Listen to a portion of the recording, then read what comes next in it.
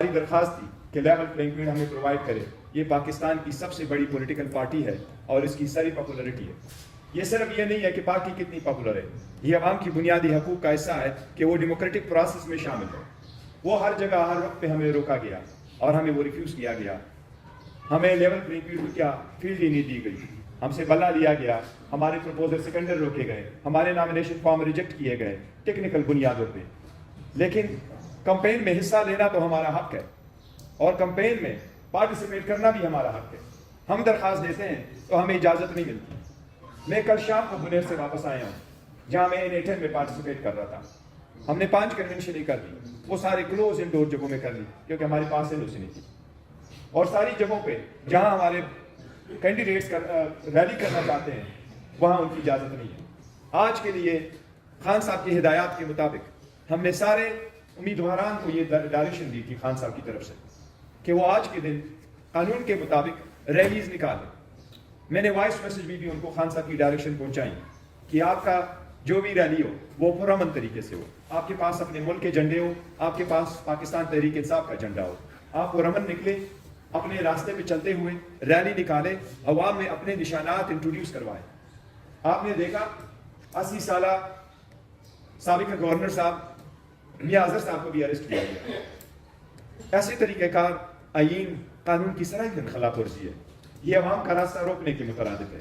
اگر ہر روز آپ عوام کے راستے روکیں گے تو ہم 8 تاریخ کے بارے میں کیا پریڈکٹ کریں.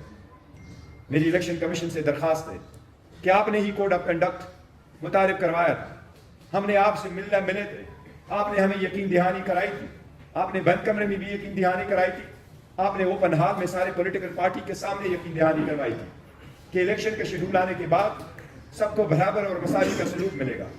اور اس برابر اور مساوی سلوک صرف پولیٹیکل پارٹی کا نہیں ہوتا، ہر کینڈیڈیٹ کا ہے.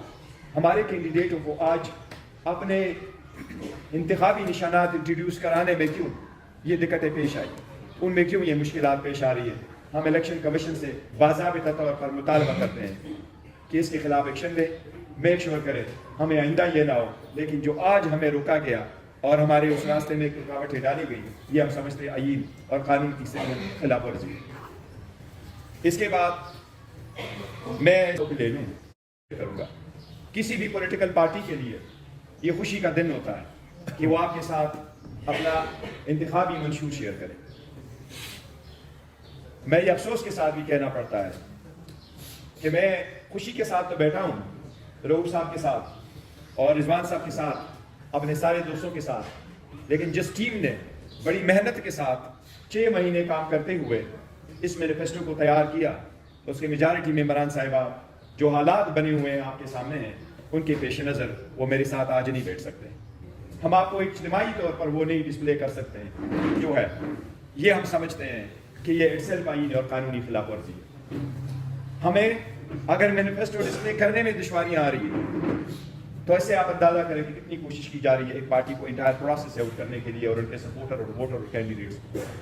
لیکن بہرحال ہمیں نہ صرف یہ دعویٰ ہے بلکہ آپ نے دیکھا ہے گراؤنڈ ریالٹی بھی ہے، آپ کے سروے میں بھی ہے، آپ کے پاس ہر وقت کیمرہ ہوتا ہے، آپ اس ملک کے معزز شہری ہیں، آپ انڈیپینڈنٹ ہیں، آپ جاتے ہیں گلی کوچوں میں، آپ کا عوام سے واسطہ پڑتا ہے.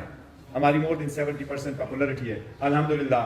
پاکستان تحریک انصاف ہمارے کینڈیڈیٹ آد و آزاد نشانات سے لڑ رہے ہیں، لیکن ہمارے امیدواران آزاد نہیں ہیں، وہ اپنے پارٹی سے ایفیلیٹڈ ہیں اور انشاءاللہ تعالیٰ رہیں گے.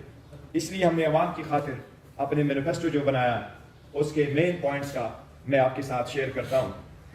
سب سے پہلے ہمارا یہ ایک میں آپ کو بتا رہا ہوں، یہ ہمارے جو ہیڈ لائنز ہیں اس کے حساب سے سب سے پہلے ہم یہ کہہ رہے ہیں: شاندار پاکستان، شاندار مستقبل اور خراب ماضی سے چھٹکارا.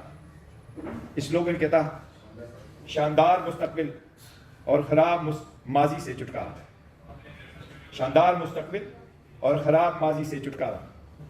سوسائٹی نے جو اپ اینڈ ڈاؤنز دیکھے ہیں، جتنے لوگوں کو مختلف پروسیس سے گزارتے ہوئے جس طریقے سے انجسٹس کا سامنا کرنا پڑا، اس لیے عوامی آواز کا تقاضا ہے کہ ایک ٹروتھ اینڈ ریکنسیلیشن کمیشن قائم کیا جائے.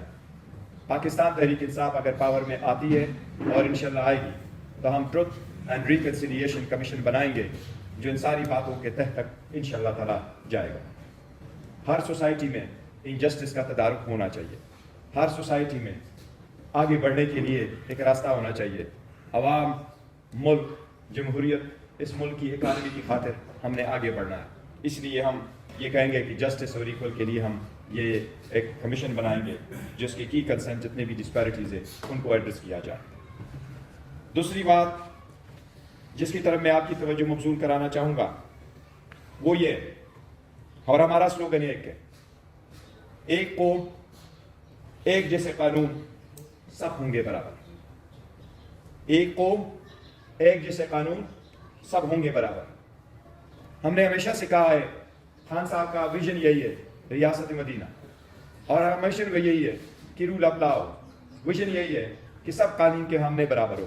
ایک ملک میں دو قانون نہیں ہو سکتے، ایک غریب کے لیے ایک امیر کے لیے، اور ایک قانون سے بچے اس کے لیے راستے بنائے جائیں اور دوسرا قانون کی گرفت میں آ جائیں اور اس کو پروٹیکشن کی فیسلٹیز بھی نہ ہو۔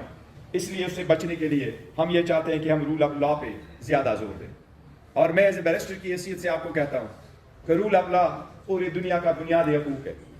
ایک مرتبہ ایک جج ایڈریس کر رہا تھا اور اس نے اپنے ملک کے ایک سب سے بڑی کوالٹی بیان کی کہ رول آف لا ہوتا کیا ہے، تو اس نے اس کی مثال یہ دی کہ رول آف لا وہی ہے جس میں چیک اینڈ بیلنسز ہو، سارے تین آرگنز کے ایک دوسرے پہ چیک اینڈ بیلنسز ہو، کسی ایک فرد میں، کسی ایک انسٹیٹیوشن میں سارا پاور مرکوز نہ ہو۔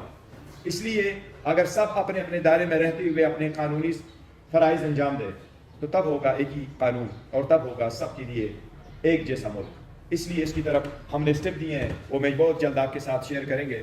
اس پریس کانفرنس کے بعد ابھی آپ کے ساتھ انشاءاللہ تعالیٰ ہم آپ کے ساتھ اس کی ایگزیکٹو سمری ریفر کریں گے، میرے پاس اس کی کاپی بھی موجود ہے، یہ بھی آپ کے سامنے انشاءاللہ تعالیٰ شیئر کریں گے۔ یہ 168 پیج کی ہے، انشاءاللہ تعالیٰ 168